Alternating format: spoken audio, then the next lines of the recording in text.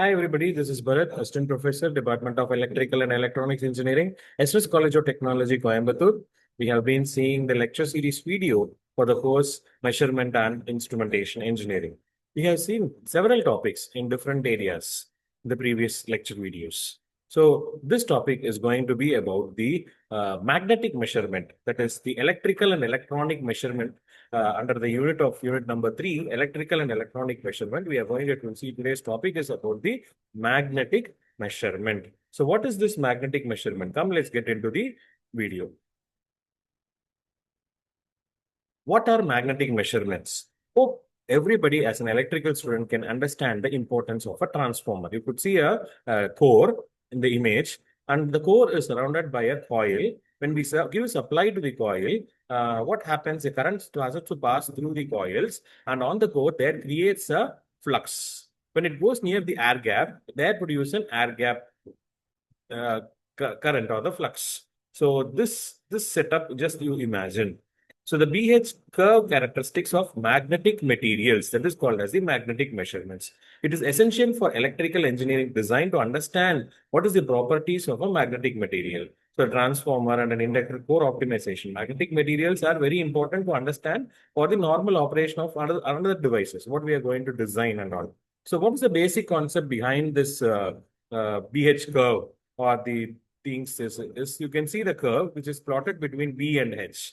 So when we go in the forward movement or in the backward movement, no two graphs are the same position. When you see the position between 1, 2, 3 and B minus H minus B and 3 points, so it does not follow the same path. So when we move in one direction, the magnetic field strength and the magnetic field the density, so it is given by the unit ampere per meter or Tesla. You know what is magnetic field strength, the amount of available in an area, and the magnetic flux density is the how intensified it is given within the given space. So the relation between the two, B is equal to mu into H. So magnetic flux density is equal to permeability multiplied by magnetic field strength, that is H. So this is the basic concept. So materials, there are different types of materials, that is diamagnetic, paramagnetic, ferromagnetic materials.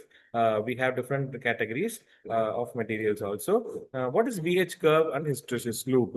So the hysteresis, when we measure the hysteresis or losses and all, we go for this loop study.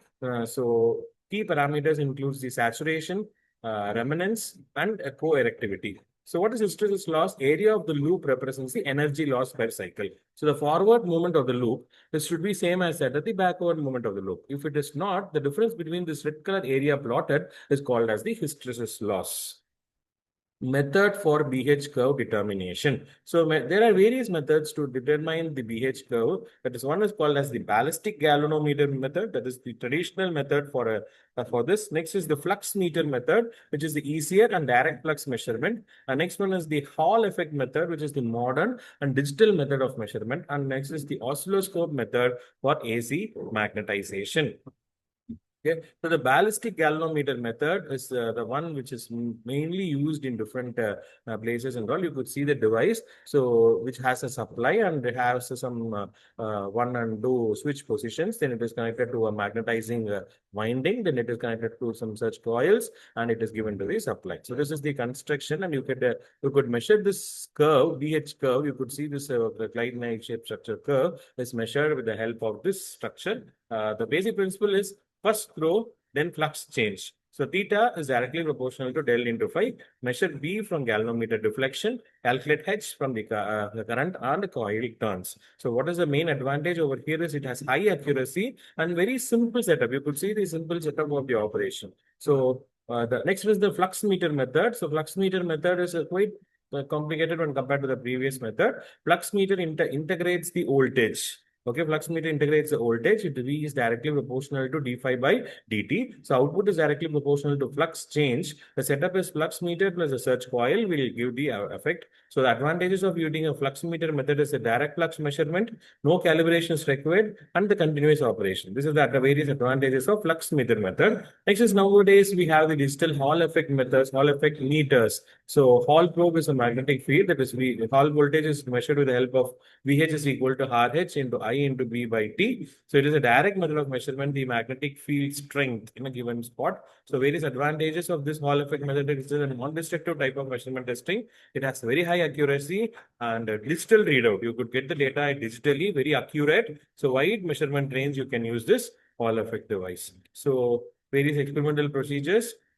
So you can prepare a sample data, connect the circuit, do this, measure the B values of B and H, and plot the curve. You determine the various parameters calculated for hysteresis. So various applications, you could have everything wherever you have the core design, all those places you will be applying this this magnetic measurement. That is transformer core design, inductor design, motor and generator design, material construction, and all. So, and to conclude, so this is an essential for magnetic material evaluation, critical for efficient device design, and fundamental in measurement and instrumentation. So thank you. Let's meet in the next video with a very good problem. Thank you.